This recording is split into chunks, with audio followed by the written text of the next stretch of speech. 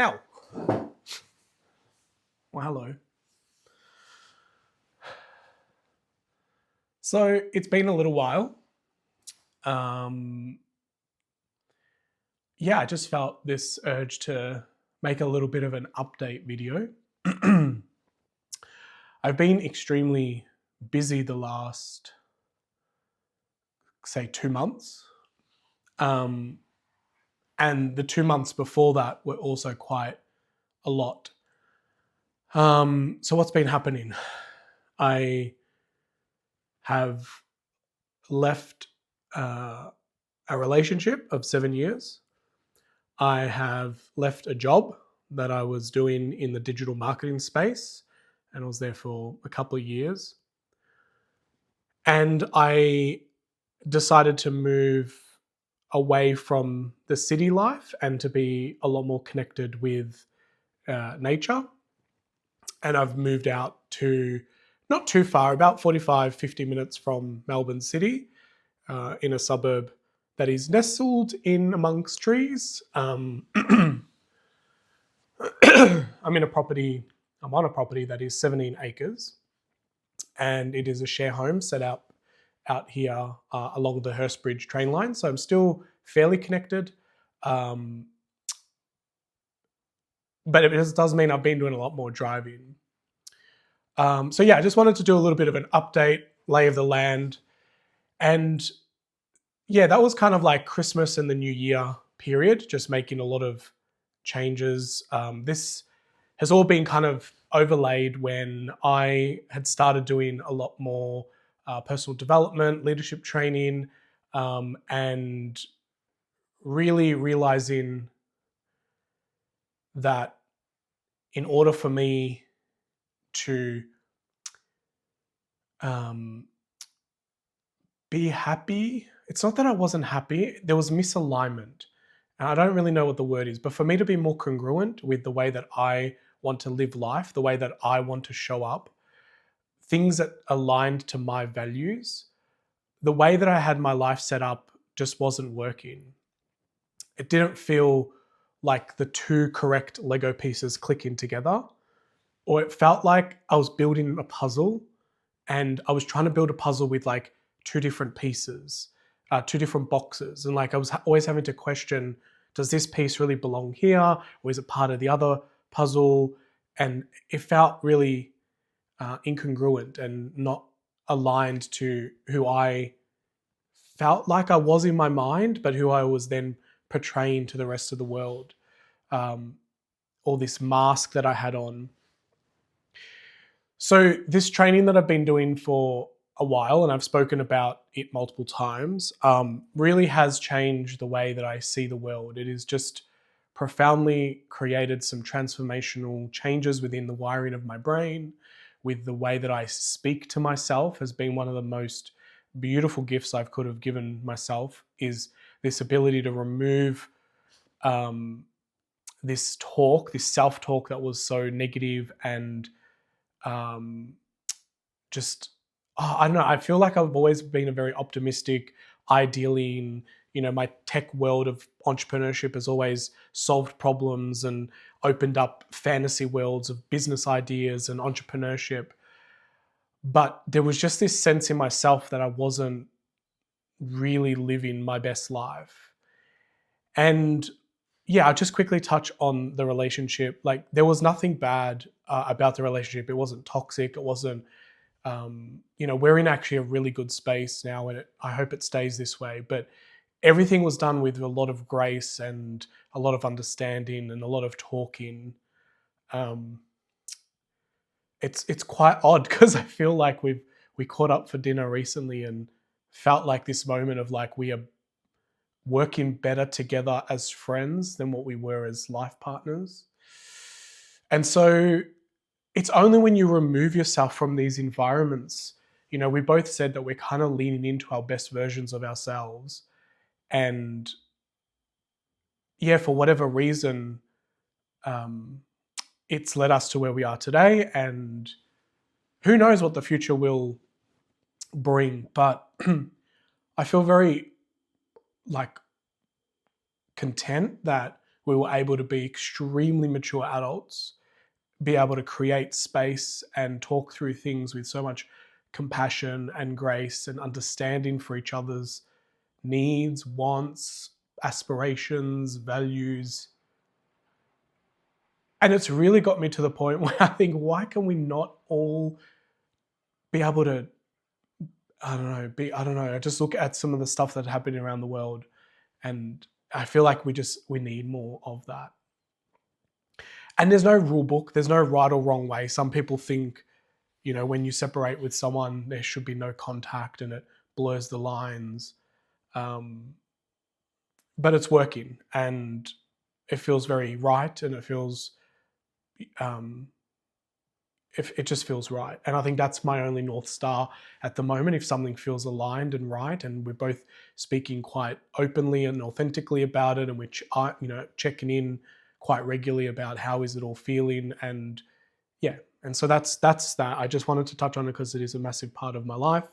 And yeah, the job thing is probably what's been the biggest ruffling of my feathers, a big shake up, because there's this kind of, I went through this messy middle where I felt like I was two versions of myself. There was this old version and this new version. And I kept thinking about like technology and computers. Like when you upgrade your iPhone or your computer from one version to the other, the old features don't exist anymore. But in this brain of ours and in this heart and soul and embodiment, we can live two versions and maybe sometimes more versions of ourselves. And because for so many decades I've been showing up as this tech marketing guru, online, entrepreneur persona or person, it is actually a persona. It was very, very difficult to have this kind of identity crisis. Just not knowing, who am I today? Who do I want to be tomorrow? And has everything been for nothing? I know that sounds crazy, but when you've sunk like over 2 decades into an industry or into a career, and I've done lots of fun and exciting projects, but it always involved web, digital, tech. I was always behind a screen. And it's been quite difficult to live the last few months of my life having a really kind of like hate relationship to the screen and to digital and to computers. And even making content like this just feels like it requires technology, it requires platforms for distribution that I no longer really align with. But there's just something inside me that says that, like, if I don't be the voice that shows that I can make change and that inspires someone, even one person, to just question and make one small tweak in their life, then I feel like it is worth it. I have gotten so much comfort in consuming content over the last 6 months on all different types of topics.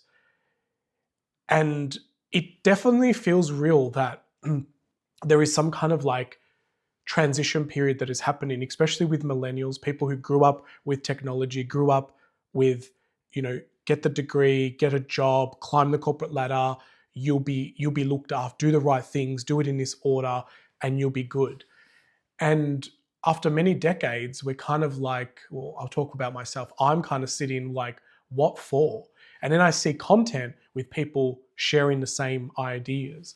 And like, what has all this been for? I feel like I've hustled for a very long time and I've had an amazing life. The more I reflect on my life, I am so grateful for the people who have come into it, the lessons I've learned, the experiences I've been able to gain. I feel like I've had such an enriched life with so many experiences. I've taken risks. I've launched businesses. I've closed down businesses. I've walked away from businesses. I've merged businesses. I've had long-term relationships.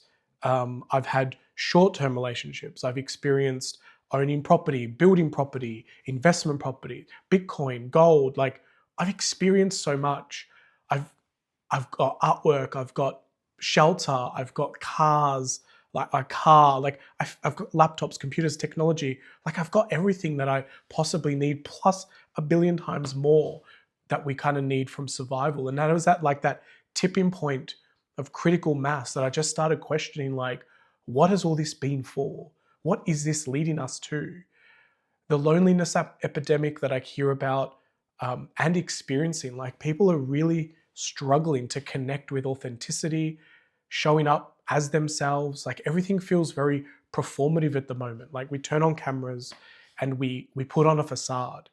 And this is the whole point of this video and this new series that I'm kind of calling at the moment like Becoming Regenerative Ray, because I feel like that's the version. And I have two school of thoughts at the moment. It's like, is it a remembering of who I was? But if it's something new, then how do I remember that that's what I was? So it feels like this evolution of change and compounding wisdom that you kind of become and you lean in to who you were meant to be. And there might be a little bit of like foundation of who you're meant to be. I don't even, I just wanted to create a series of videos that are really speaking from my soul and my heart. There is no script. I'm not following a teleprompter. There's been no thought apart from this spark of inspiration to go, I'm going to make a video. I'm going to start taking what's in my head and creating content. And that's the point I was trying to make before. Over the last few months, I've consumed so much content from other amazing creators that have helped me in very dark days to see light, to see beauty, to see the realness of this one beautiful life. And there is this guilt that I carry that I've gotten free advice from people. I've taken from the pool and I have this urge to give back. I don't know what this series will be, but feel free to come along for the ride or feel free not to. Like I'm actually doing this more for myself because I feel like I really need to take out what's in my mind to reduce the chatter and park it somewhere. And I feel comfortable recording content, making videos. And I really want to lean into this authenticity piece of just showing up for who I am and who I want to be and know that I need to sometimes put on a mask to be a particular person with particular groups of people, but there's an intention that this version of Ray turns on and it does what it needs to do and then it turns off. I feel like what I've learned over the last few months is that all our patterns that we do become problematic when they are on autopilot and we are just completely oblivious to that's what's happening. If we just say things like, well, that's just the way I am, or it is what it is. It's like we're given the power to just something else to control our emotions, to control our empathy, to control who we are showing up as. And I think that's what's really changed doing this this program with Amy Bell. It's been a journey. Like, so I don't even feel like the same person anymore. And it's been about 10 months. It's a 2-part program, and some people do it in different stages of their life, but I did it back to back. I was just in momentum, it felt right, and one stepping stone led to another. And during this program, I just made decisions to commit to the life and versions of me that I wanted to show up as. I booked into a permaculture course that had been snoozing on for like 5 years. And then I found out that this was the last year that they were running it in that format. I decided to move out more into the hillsides, a bit more greenery. When I wake up, there are birds chirping, there is greenery all around me, there is no cars beeping, there's less pollution, there's less road rage, there's dirt tracks to get to my property. That just makes me feel so much more connected and in tune with nature. There are ducks across the road. There are rabbits that cross my path. There are kangaroos, wombats, wallabies. There is just nature and elements of nature everywhere. There are bugs. There are frogs croaking. It's just it's the environment I need to be around. And for now, anyway.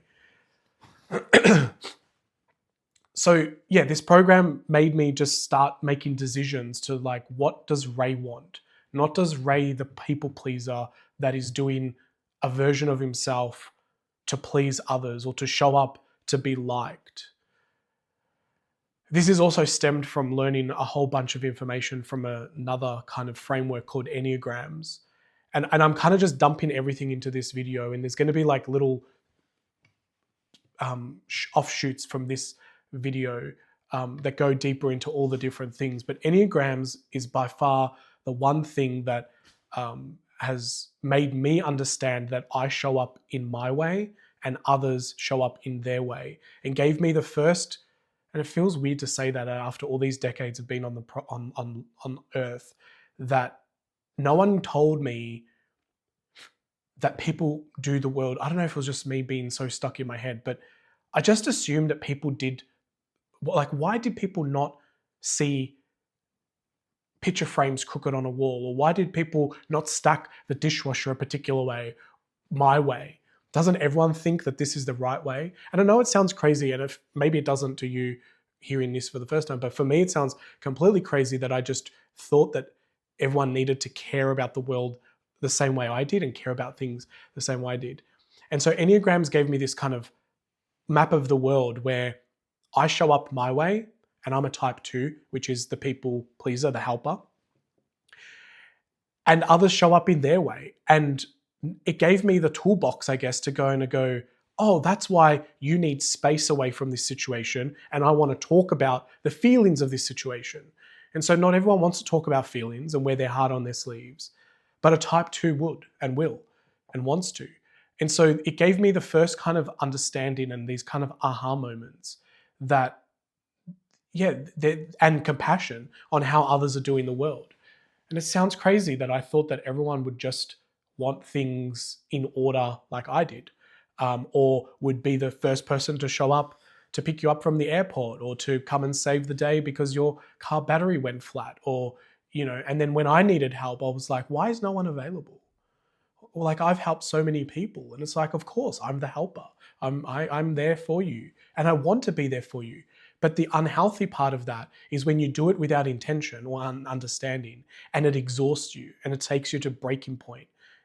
And that's what I've learned now, is to be more conscious about, do I have the energy to help in this moment? Am I doing it for validation, or am I doing it because I genuinely want to do it? That is like the lesson that I've taken from the Enneagrams, is I'm not putting my hand up to help someone because it's like, please like me, please love me, please pick me as your person.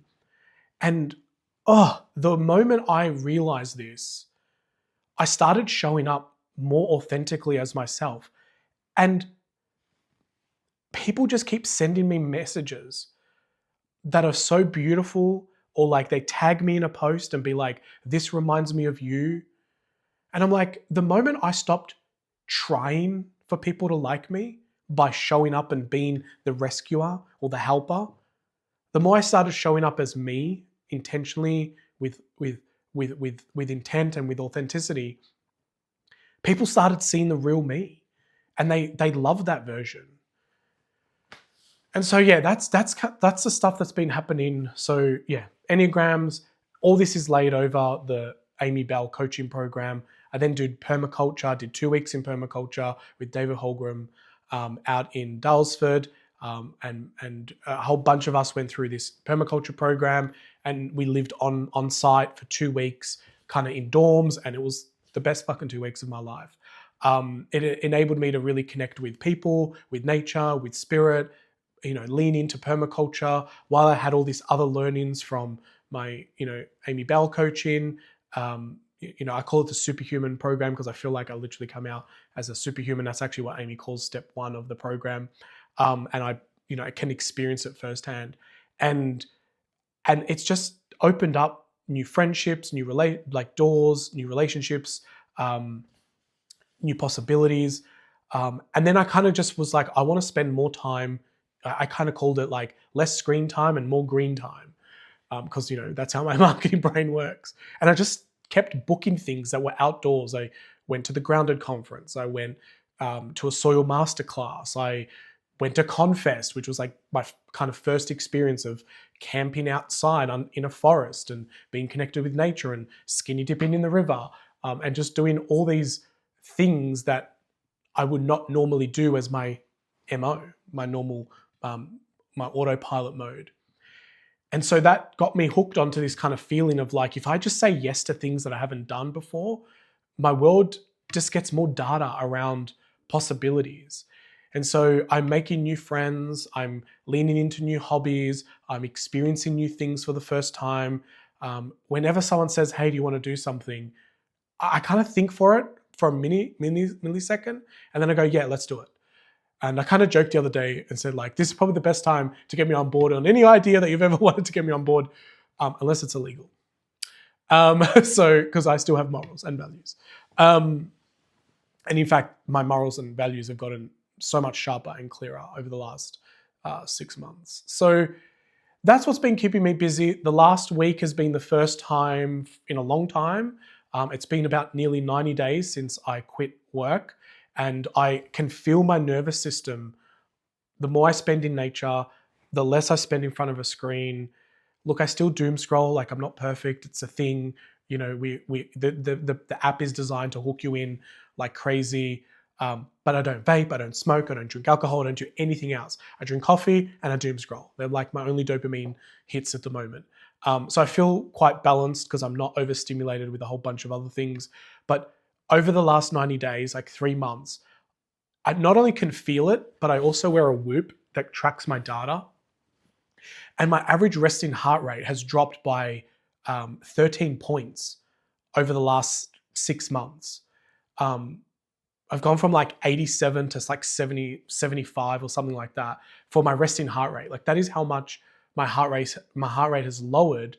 I'm still drinking coffee, so it's not the coffee that's affecting me, but just removing myself from highly stressful environments, staring at screens all day, getting, I have the grunt test. Like, whenever I'm like grunting at the screen, I know that I'm not in a good place. And I was grunting at the screen so much. And now all of a sudden, like, I can still do tasks on the screen. I still need to use computers to book tickets and to research, sound healing bath adventures and mushroom foraging. So I still need to use computers. It's not like I'm anti-AI and anti-computers, but it's just being more intentional about when to use it. Anyway, the point I'm trying to make is that I've noticed my nervous system relax. I feel so much more calmer.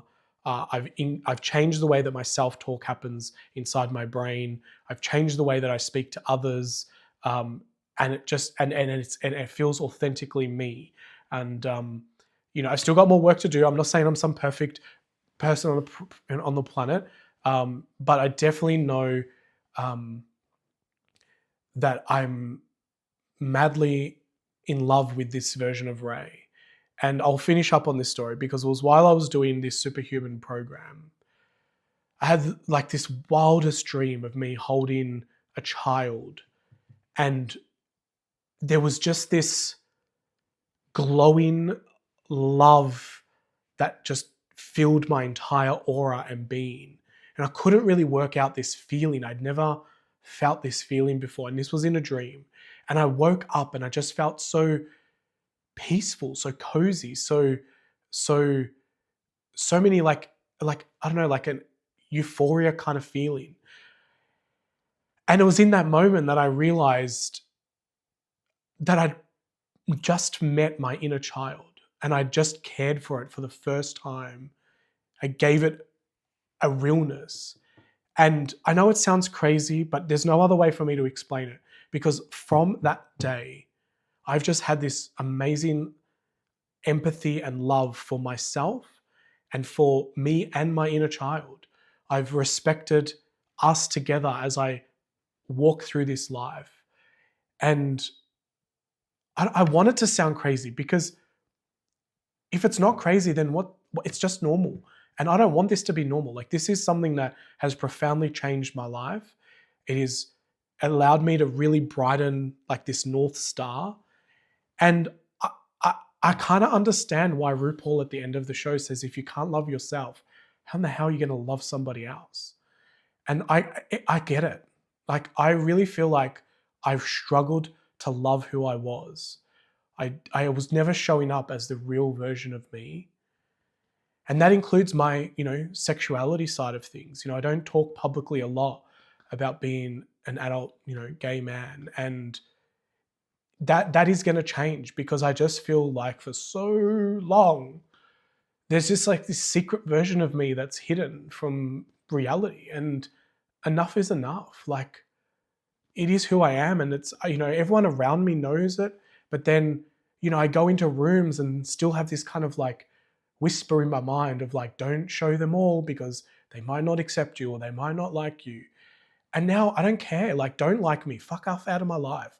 Like, if you don't like who I am, then why would I build resilience of who you are? Like, why would I give a fuck about your feelings when you're not caring about my feelings? And so it's just given me this like burning desire, this empowerment inside me to just really show up for who I am. And I really, believe that I am is a full statement. You don't need anything else around it. So on that note, thank you very much for listening if you got to the end of the video. If you didn't, it doesn't matter, and you won't even know I'm saying this, but I bloody love you and I love everything around us, because in beauty, you see beauty. And yeah, there's that saying, I saw a quote even today where it's like, if hurt people, then healed people heal people. And I wouldn't say that I'm saying that I'm healed, because it sounds a bit weird and icky, but beautiful people can create beautiful moments. And I want to show up as that person that is there for you, for others, for myself first, and most importantly, because if I'm not available, then how can I be available for anyone else? So, all right, I don't know how long this video is because I can't see the screen. I don't even know if I'm in frame, but I've just rambled, and it feels good to get it out of my brain, out of my heart, out of my soul, and into actual vibrations, into the universe, into the ether. And yeah, this is video 1 of who knows how many of Becoming Regenerative Ray.